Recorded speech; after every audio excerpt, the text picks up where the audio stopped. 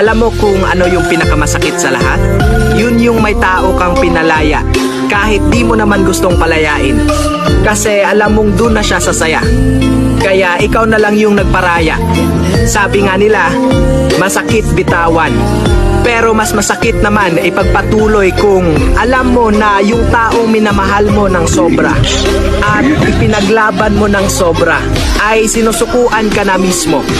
At yun bang binibigyan ka na niya ng dahilan para ikaw mismo ang susuko na sa kanya?